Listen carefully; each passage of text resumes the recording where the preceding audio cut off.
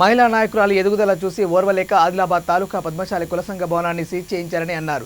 BJP జిల్లా అధ్యక్షులు పాయల్ శంకర్ 40 సంవత్సరాల క్రితం సంఘం పేరున్న స్థలాన్ని కొని ఒక్కొక్క పైసా కూడబెట్టుకొని సొంత ఖర్చులతో నిర్మించుకున్న భవనాన్ని అధికారులు తప్పుడు కేసులు పెట్టి సీజ్ చేయడం ఎంతవరకు సరైందని ప్రశ్నించారు.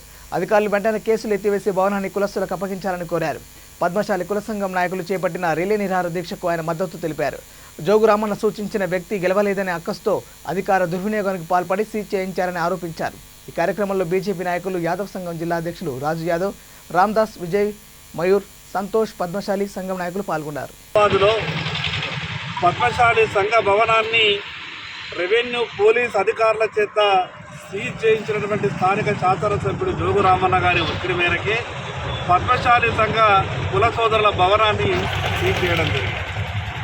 పద్మశాలి సంఘ కుల సోదరులంతా కూడా 40 సంవత్సరాల క్రితం ఒక్కొక్క రూపాయి జమ చేసి వాళ్ళ కష్టార్జితంతో కొనుక్కొని నిర్మించుకున్నటువంటి కుల సంఘ భవనాన్ని సీజ్ చేయడానికి రెవెన్యూ పోలీస్ అధికారులకు ఏ చట్టం అనుమతించింది? ఈ సందర్భంగా స్థానిక ఎమ్మెల్యే జోగు రామన్న గారికి ఒక విషయం చెప్పదలుచుకున్నా.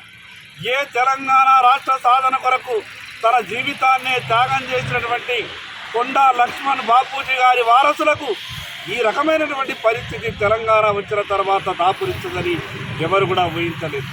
ప్రజాస్వామ్యబద్ధంగా ఆదిలాబాద్లో గారు తెలంగాణ రాష్ట్రంలో ఉన్నటువంటి అన్ని బీసీ కులాలలో ఉన్నటువంటి ఈ ఆదిలాబాద్ జిల్లా పద్మశాలి కుల సంఘం అధ్యక్షురాలిగా ఒక మహిళ ఎన్నికైతే ఎందుకు నువ్వు చూడలేకపోతున్నావు?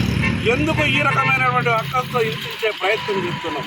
ఆమెను హింసించడమే కాకుండా కుటుంబ సభ్యులను కూడా హింసించే ప్రయత్నం చేస్తూ ఉన్నారు. మిగతా కులాలలో భర్తలు భార్యలు ఉద్యోగాలు చేస్తే నీ దృష్టి పడతలేదు.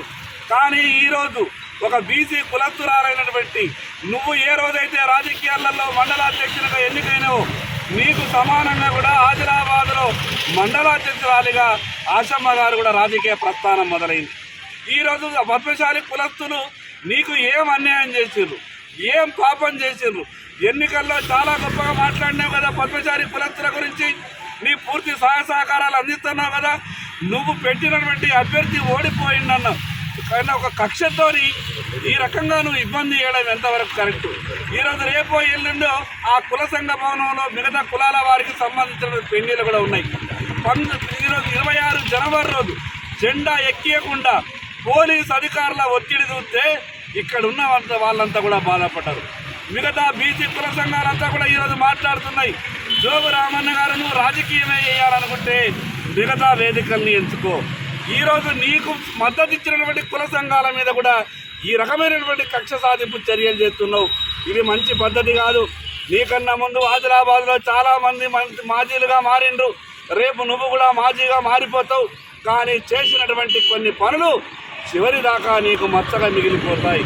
వెంటనే బేషరతుగా ఈరోజు పద్మశాలి సంఘ భవనాన్ని సీజ్ చేసినటువంటి అధికారులారా, ఈరోజు జోగు రామన్నకు అధికారం ఉన్నది, రేపు ఇంకొకరికి అధికారం వస్తుంది. కానీ కోర్టు ద్వారా చీవాట్లు తినాల్సింది మీరే ఉంటుంది.